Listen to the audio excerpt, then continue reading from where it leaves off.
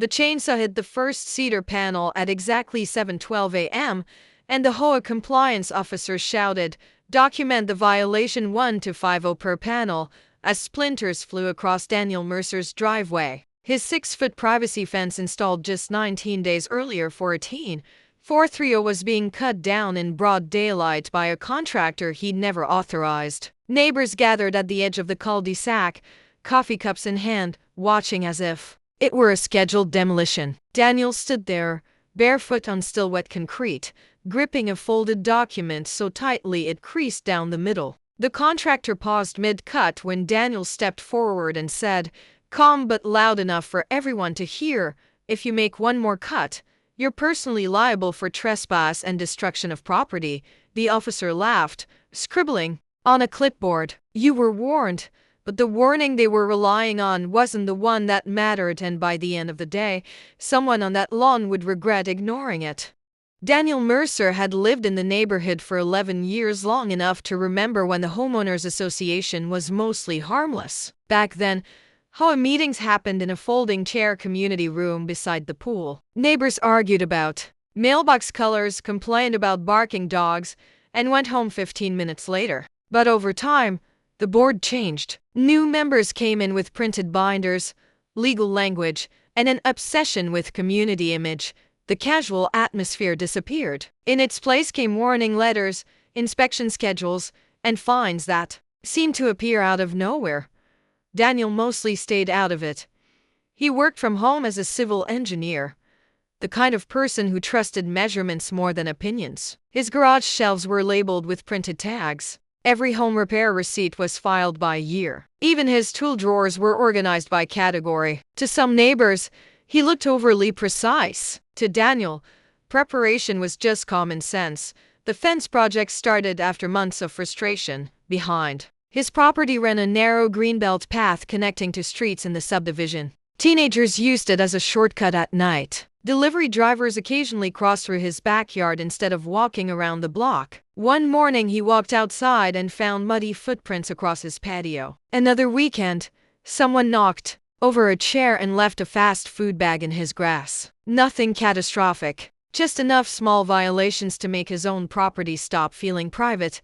And every night, he heard it, the metallic slam of the Hoa gate in the distance. The sound echoed through the neighborhood after dark, followed by footsteps along the greenbelt path behind his house. Sometimes fast, sometimes slow enough to make him look out the window.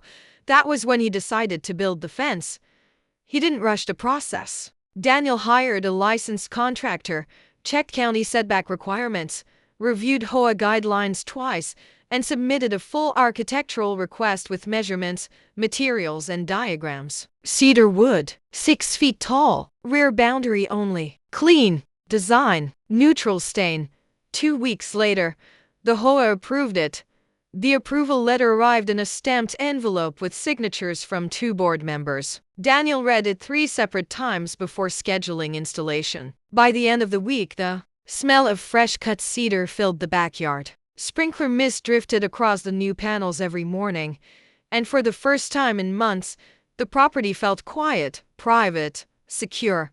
Then the certified letter arrived. Daniel still remembered the strange weight of it in his hands. Thick paper, red stamp, notice of violation printed across the top. According to the Hoa, his approved fence now violated newly updated community visibility standards. No explanation, no apology. Just a demand for removal and notice of a hearing scheduled 30 days away. Daniel sat at his kitchen table reading the letter twice, then a third time, because something about it felt wrong. And 3 days later, before that hearing could even happen, the Hoa'S sent the cutters anyway. The Hoa'S move was fast, deliberate, and designed to make a statement. At 6:43 that morning, Daniel opened his front door and found a bright orange notice taped across his mailbox. The paper fluttered slightly in the cool morning breeze, bold black lettering stamped across the top. Immediate compliance action, unauthorized structure removal.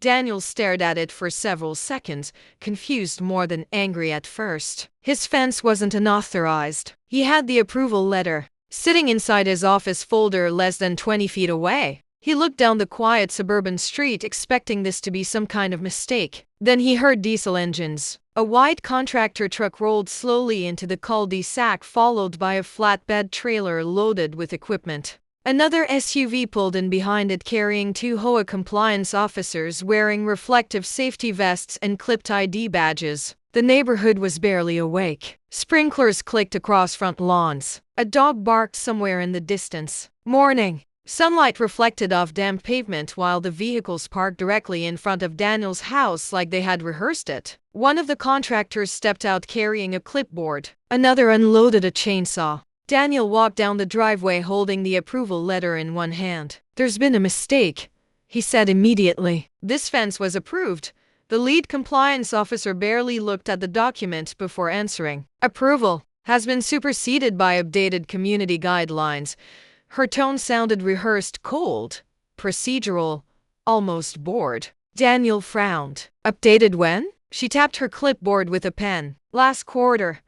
But my application was already approved before construction started. The board has authority to enforce revised standards." The answer came too quickly, too polished. Before Daniel could respond again, the crew moved toward the rear fence line. One worker kneeled beside the first cedar post while another fueled the saw. The metallic click of tools echoed through the backyard. Daniel felt the situation slipping out of normal conversation and into something far more aggressive. "Hold on," he said sharply. "I requested a hearing." The officer nodded casually. "Compliance actions proceed regardless of pending hearings." That sentence hit harder than the fine notice. Neighbors were starting to appear now, front doors opening, garage doors humming upward, coffee mugs in hand as people gathered quietly along the sidewalk. Some watched with curiosity, others looked uncomfortable. One teenager across the street lifted a phone and started recording. Then the chainsaw roared to life. The sound ripped through the quiet neighborhood so violently that even the contractor operating it seemed uneasy. Fresh cedar splintered into the air as the blade cut into the first fence panel. The smell of sawdust spread instantly across the yard. Daniel stood frozen for half a second. Months of planning, permits, approvals, thousands of dollars, reduced to debris in under 10 seconds. He called the Hoa'S office immediately. Voicemail. He sent emails. Auto replies. The crew kept working with mechanical precision while fence panels were unbolted, cut apart, and stacked near the curb like scrap material. And as the second section crashed onto the grass, Daniel slowly stepped backward, staring at the paperwork in his hands. Because the rules they were enforcing weren't the rules he remembered signing. And somewhere inside his house was a document that might prove it.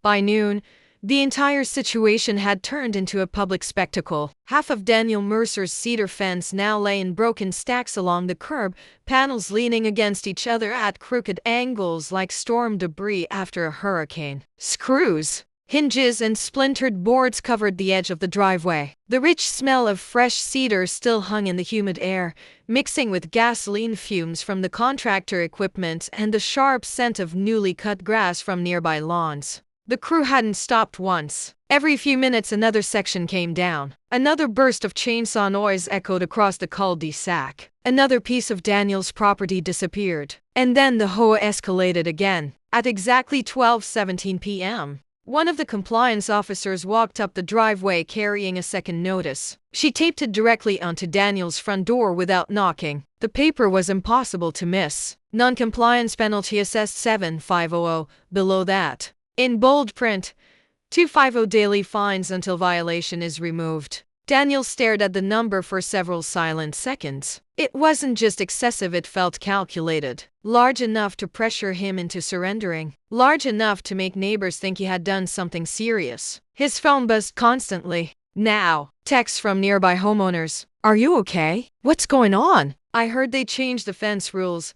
One message simply said, "They're trying to make an example out of you." That one stuck with him. Because standing in his driveway watching strangers dismantle approved construction while neighbors observed from a distance no longer felt like standard Hoa'S enforcement. It felt personal. Around mid-afternoon, a black SUV rolled slowly into the cul-de-sac and parked beside the contractor trailer. A senior Hoa board member stepped out wearing oversized sunglasses and carrying a leather folder under one arm. She moved with the calm confidence of someone expecting obedience before conversation. Daniel walked toward her holding the original approval letter. "You approved this," he said firmly, lifting the document toward her. She barely glanced at it. "You should have waited for the hearing." Daniel blinked in disbelief. "The hearing is 30 days away. Your crew showed up before it even happened." "The guidelines changed last quarter," she replied smoothly. Daniel took a slow breath. "Then show me the amendment." She crossed her arms. "The board followed proper procedure. Recorded where?" "No answer." "Show me the meeting minutes." Still nothing. "Show me the vote." The board member smiled slightly, not friendly, not nervous, just controlled. "All properly documented." But something about her response felt off. Too polished, too vague. Daniel had spent years reviewing engineering contracts and municipal documents. He knew the difference between someone explaining facts and someone trying to end a conversation without providing them. A gust of wind pushed sawdust across the driveway, sticking to the moisture still trapped in the concrete from morning sprinklers. Nearby, one contractor slowed his work and glanced toward the conversation uneasily. Even he seemed uncomfortable now. The irony of the entire scene was almost absurd. The Hoa claimed the fence violated community visibility standards, while creating a neighborhood-wide spectacle involving chainsaws, enforcement officers, legal notices, and an audience of half the subdivision. None of it made sense. Not the timing, not the urgency, not the sudden policy change after written approval had already been granted. Daniel looked once more at the half-destroyed fence, then quietly turned around and walked back into his house. He didn't argue. He didn't yell. He simply closed the front door behind him, walked into his office, and placed the approval folder carefully onto his desk. Then he opened a second folder he hadn't touched in years, and within seconds, the entire situation began to change. The second folder was older than everything else in Daniel's office. The edges were worn soft from years of storage, and a faded refinance sticker still clung to the corner from when he'd purchased the house over a decade earlier. Daniel placed it carefully on the desk while the distant sound of another chainsaw cut drifted faintly through the walls from outside. For a moment, he just stared at it, then he opened it. Inside were property records, survey maps, closing documents, and engineering notes he hadn't reviewed in years. Most homeowners would have ignored the paperwork after signing it once. Daniel never did. He kept everything. And suddenly, that habit mattered. He unfolded a professionally stamped land survey completed during his refinance 5 years earlier. The paper crackled slightly as it opened across the desk under the warm light of his office lamp. Thin black lines marked the exact dimensions of his property with mathematical precision. Daniel leaned closer. His eyes narrowed, because the rear boundary line didn't stop where the Hoa claimed it did. It extended nearly 2 feet farther into the greenbelt area behind his home. He grabbed another document, then another. Soon the entire desk was covered in papers: subdivision plats, easement records, municipal filings, handwritten notes from the title company. One paragraph near the bottom of a recorded easement document caught his attention immediately. Non-exclusive utility and access easement. Daniel read it twice, then a third time. An easement wasn't ownership. The Hoa had access rights for maintenance and utilities, but the land itself still belonged to him, which meant every fence post the contractors were cutting down had been installed inside Daniel Mercer's actual deeded property line. A slow realization settled over the room. The Hoa hadn't just enforced a questionable policy. They may have crossed directly onto private property without legal authority. Daniel immediately opened the Hoa violation notice beside the approval letter and began comparing dates. That was when another detail jumped out. The so-called visibility guideline wasn't listed anywhere in the recorded covenants. It appeared only inside a recently circulated policy memo. Not a formally voted amendment, not a legally recorded covenant update, just an internal Hoa guideline. And under property law, that difference mattered enormously. Outside, another section of fence crashed onto the ground, but inside the office, The balance of power had already started shifting. Daniel scanned every document into a single digital file, attached a survey, easement records, and approval letter together, then typed a title across the folder: Boundary plus approval plus easement. When he finally picked up his phone, his voice sounded completely different than it had that morning. Not angry, not panicked, certain. "Hi, I need to file for an emergency injunction." Daniel paced slowly across his living room while the muffled scream of a chainsaw vibrated through the walls outside. Every few seconds came another sharp crack of splitting cedar. Another section of fence disappearing. The court clerk on the other end of the phone asked him to slow down and explain. Daniel did exactly that, calmly, precisely. He listed dates, approval records, survey references, and the Hoa'S active demolition in clipped, controlled sentences. Years of engineering work had trained him to present facts without emotion, and suddenly that skill became a weapon. "This is ongoing property destruction based on a non-recorded guideline," he explained. "And they've already been notified there's a legal dispute over the boundary." The clerk gave him filing instructions while Daniel pulled documents across the dining table, organizing them into exact order. Then he sent the email. Attached were the survey, easement records, Ho'a approval letter, and a formal demand to cease all removal activity immediately. Less than 5 minutes later, someone knocked hard against the front door. 3 sharp hits. Daniel opened it to find the Ho'a compliance officer standing there with the contractor supervisor behind her. The smell of gasoline and fresh sawdust drifted in from outside. "You need to step aside," she said coldly. "The crew is finishing the removal." Daniel handed her a printed copy of the survey. "You're standing on my property." The officer barely looked down. "Our legal counsel reviewed this already." Daniel tilted his head slightly. "Then your counsel missed the recorded plat and easement language." Behind her, the contractor shifted uncomfortably. Even he looked less certain now. "Maybe we should pause until this gets sorted out," he muttered carefully. The officer turned instantly. "We proceed." Daniel's expression never changed. "If you continue after notice of dispute," he said evenly, "I'll name every responsible party individually in the filing." That word hit differently. Individually. For the first time all day, the officer hesitated. But outside, the chainsaw started again anyway. The reply came only 14 minutes later. Daniel stared at his phone screen as the notification appeared. Received. Reviewing now.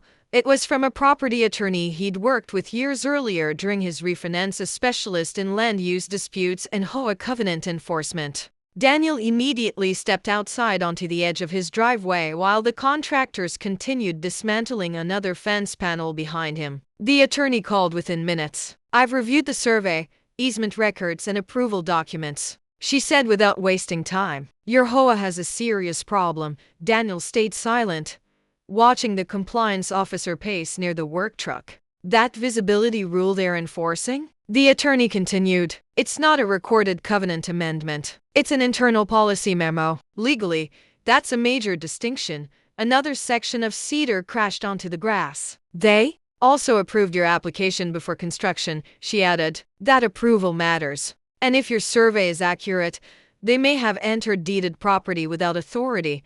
For the first time all day, Daniel felt the pressure shift. Not emotionally, legally. "We're filing for a temporary restraining order immediately," the attorney said. "Given the ongoing damage, there's a strong chance a judge signs it today." Daniel looked toward the contractors again. One of them had already slowed down, clearly aware something was changing. Then Daniel did something simple but devastatingly effective. He opened his phone camera. Standing beside the marked property line, he calmly recorded the ongoing demolition, the date, the time, and the fact that the Ho'a had continued work after formal notice of a legal dispute. No yelling, no threats, just evidence. And by late afternoon, the court clerk confirmed the filing had officially been accepted. The sun was already dropping low when everything changed. It was 5:03 p.m. in a quiet suburban cul-de-sac that had spent the entire day watching a fence disappear piece by piece. The air still carried the smell of cut cedar and hot metal from chainsaw blades that had only just cooled. Then a car pulled up that didn't belong to the Hoa. A plain vehicle. No branding. No warning. A process server stepped out holding a thick legal packet in his hand. He walked directly across Daniel Mercer's driveway without hesitation, stopped in front of the Hoa compliance officer, and calmly said, "Temporary restraining order." The officer froze for a fraction of a second, then reached for the documents. Her eyes scanned the first page, and something in her posture changed immediately. "You've got to be kidding me," she muttered under her breath. Daniel stood a few feet away, completely still, watching her reaction carefully. Behind her, the contractor had already stopped working. The chainsaw hung silent in his hands. Even the crew members were no longer moving. The entire site felt suspended in time. The officer flipped the page, then another. Her expression tightened as she read the court order line by line. "Cease all removal activities. Refrain from entering plaintiff's property. Pending hearing." She looked up sharply. "This doesn't change the violation," she said quickly, trying to regain control. "The fence is still non-compliant." Daniel nodded once. Calm, controlled. "It changes what you can legally do about it," he replied. That sentence landed harder than anything said all day. A neighbor's dog barked suddenly near the curb, breaking the silence in a way that almost felt ironic, like even the neighborhood itself was reacting to the shift. The contractor finally exhaled and lowered his saw completely. "We're done here," he said quietly, signaling his crew to step back. Tools were set down. Engines shut off. The noise that had dominated the entire day was suddenly gone. The officer stood there holding the restraining order, her authority visibly weakened for the first time. And Daniel Mercer, who had spent the entire morning watching his property disappear, now stood in a completely different position. Not as someone defending himself, but as someone whose rights had just been formally recognized by the court. 2 weeks later, the courtroom was quiet in a way that felt heavier than the chaos of the cull-d-sag.no chainsaws. No neighbors, no morning sunlight cutting across a driveway, just polished wood, fluorescent lighting, and the steady sound of papers being placed on a legal table. Daniel Mercer sat beside his attorney, a neatly organized stack of documents in front of him. Survey maps, recorded plats, the Hoa approval letter, the easement filings. Everything carefully arranged in chronological order, like a timeline that told its own story without needing emotion. Across the room, the Hoa representatives sat together, but they looked different now. Less confident, more restrained. Their attorney flipped through documents slowly, pausing at each page longer than necessary. The earlier certainty they had shown in the neighborhood was gone, replaced with careful hesitation. Daniel didn't speak. He didn't need to. His attorney stood and addressed the court with calm precision. "The issue here is not aesthetics or community preference," she said. "It is whether an unrecorded internal policy can override a formally approved construction and legally recorded property boundaries." She placed a survey on the table. The judge leaned forward slightly. Then, the easement documents followed. Then the approval letter. Piece by piece, the structure of the Hoa'S argument began to weaken. The defendant complied with all submitted requirements before construction. The attorney continued. The Hoa issued written approval. That approval was never formally revoked through any recorded covenant amendment process. A pause filled the room. The judge reviewed the documents carefully, eyes moving between the survey and the plat map. The silence stretched. Then finally, the ruling came. The injunction would remain in effect. All fines were ordered reversed, and the Hoa was instructed to cease enforcement of the non-recorded guideline against Daniel Mercer's property. There was also a warning, carefully worded but unmistakable, that entering deeded property without legal authority raised serious concerns under property law. Across the room, the Hoa representative said nothing. No arguments, no objections, just quiet acceptance. Outside the courthouse later that day, the air felt lighter, not because anything dramatic had been said, but because everything that mattered had already been proven on paper. And in that moment, Daniel understood something simple. In disputes like this, the loudest voice doesn't win.